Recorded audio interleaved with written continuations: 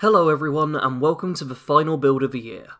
For this one, we return to Skyrim with the Stormcloak Spy. This character build is heavily focused on a single role-playing playthrough of the game. This isn't a character designed to complete all quests, reach level 100 and slay the Ebony Warrior.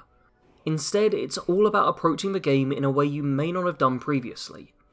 Regardless of the purpose of the build, they all have skills they focus on, so let's go over to those. The main skills for this build are Sneak and Alchemy. Sneak is by far the most important skill here. Not only does it fit with the theme of the character, but stealth is ridiculously overpowered in Skyrim. This isn't a strong character, but the stealth skill makes it suddenly able to kill a vast number of enemies with a single attack. In the Sneak tree, I went with just a single rank of Stealth, as the first rank makes you 20% harder for a single perk point, whereas each other rank only adds an extra 5%. On the right hand side of the tree I went all the way up to Assassin's Blade, granting 15 times damage when sneak attacking with a dagger. On the left hand side of the tree I went to the penultimate perk, Silence. Heading all the way to this perk allows you to do a silent roll, means you can move at any speed whilst crouched without it affecting detection, and prevents you from triggering pressure plates. Always an embarrassing way to die. Our other main skill is Alchemy. For this tree I went to Concentrated Poison perk, which makes poisons applied to weapons last for 2 hits instead of 1. Your base damage output is very low, so I relied on poisons in order to either incapacitate and then wail on them, or to deal devastating damage over time. All the potions and poisons I crafted for this build actually came from the alchemy guide video I made many months back, so I'll leave that in the description so you can see all the recipes I used to enhance the character. For the additional skills with this build, we have one-handed, archery, block, light armour, and smithing. With one-handed and archery, these are skills which will level naturally as you play, but shouldn't be focused on too heavily. I decided to limit myself to the armsman and overdraw perks in order to not specialise too much as a warrior or archer, but still get some benefit from the skills. As for block, this is one where I found in my playtesting that it was well worth pushing the investment to the quick reflexes perk. This will slow down time when you block an enemy power attack. Considering power attacks can prove deadly in this game, this is a perk well worth spending the point on. On the theme of staying alive, the light armour skill will help you take an extra hit or two. As you do wear a full match set of light armour, you could invest a fair bit into this tree, but I once again tried to keep things minimal. You're primarily a stealth build, so you shouldn't be taking damage too often, making armour rating less important than it might first seem. Finally, we have the smithing skill. By taking the steel smithing perk, you will be able to improve all your gear a reasonable amount. Once again, this skill isn't a priority, but it will improve both your offensive and defensive capabilities, so don't neglect it too much. The standing stone I chose for this build was the Shadow Stone. This will grant you the power to turn invisible for 60 seconds once per day.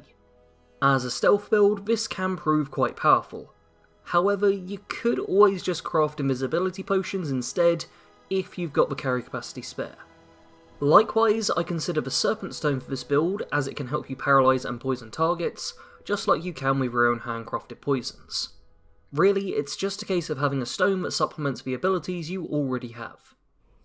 I also played this character as a Nord, giving the Battle Cry power, which can cause nearby targets to flee, giving you an opportunity to create some distance and return to stealth.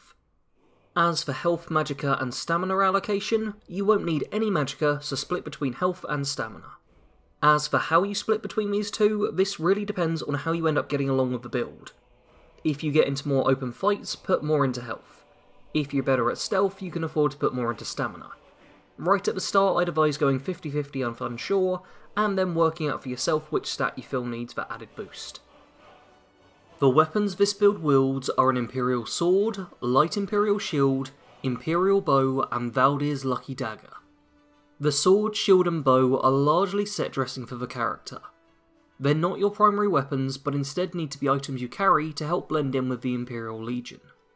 Obviously these bits of gear also are functional, so make sure to improve them and get comfortable with using them in combat. After all, your dagger won't always be the best choice in every situation. Speaking of a dagger, I went with Valdir's Lucky Dagger as it's an unassuming looking steel blade which has a custom enchantment and yet can still be improved at a grindstone without need for the arcane blacksmithing perk. The enchantment on the weapon is a 25% chance to grant you a critical hit which deals more damage than normal. Although not game changing, this is still a nice added effect to have. As for armour, we will be wearing a full set of Imperial Light Armour. You should be able to get this at the very start of the game as you fight through Helgen, helping you to get into the theme of the character right from the time the game begins. As for jewellery, you will ideally want to get yourself a necklace and ring of sneaking. These items will help no end in keeping you undetected, a key part of this build. As you're no enchanter yourself, you'll be having to barter with vendors in order to get these items. On to our most important section now, factions. This really is what the character is all based around, and, as you might expect, the Civil War is where we are looking here. So this character is a Stormcloak, however you won't be heading straight to Windhelm to pledge your service to Ulfric. Instead you will want to make your way to Solitude and join up with the Imperial Legion. As the name of the character suggests, this is because you are playing as a spy for the Stormcloaks. You want to get yourself into the Legion, gather intel, and sow chaos before you switch back to the side which you actually work for. As for when you switch sides, this will be directly after retrieving the Jagged Crown. Once the fabled item is in your possession, head to Ulfric and give him the crown instead of General Tullius. After this point you will then switch over to a more conventional Stormcloak playthrough, although there's still room to roleplay as a spy, however that's for a later section. You may also consider joining the Dark Brotherhood and going through the main questline. As a faithful Nord and worshipper of Talos, you'll probably be quite chuffed to learn that you're the Dragonborn.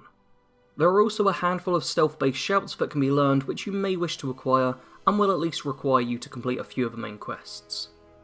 As for the Dark Brotherhood, this is a faction I personally didn't join, as it didn't feel quite suitable for the character at first. The big reason to join them though is so that you can slay the Emperor himself.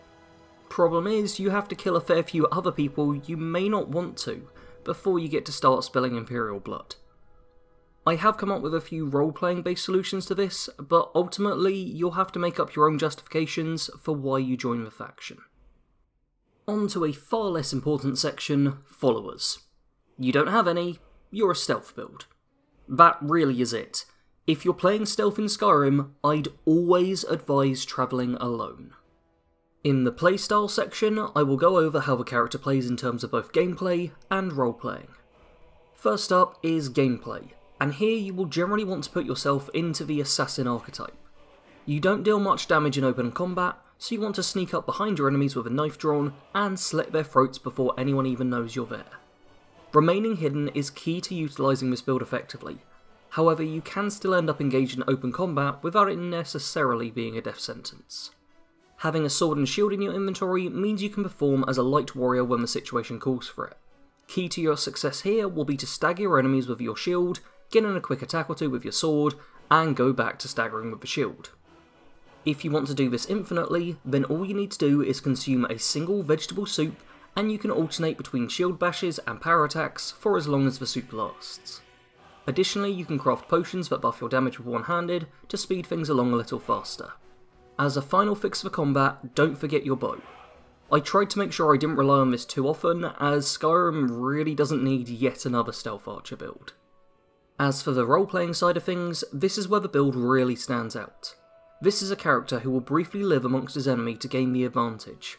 Someone who is willing to depart from the shadows to indulge in social stealth, before returning to eliminate a target. Although the actual Civil War questline will only provide you with a short opportunity to remain within Imperial ranks, it does offer one quest where you can slay dozens of Imperial soldiers.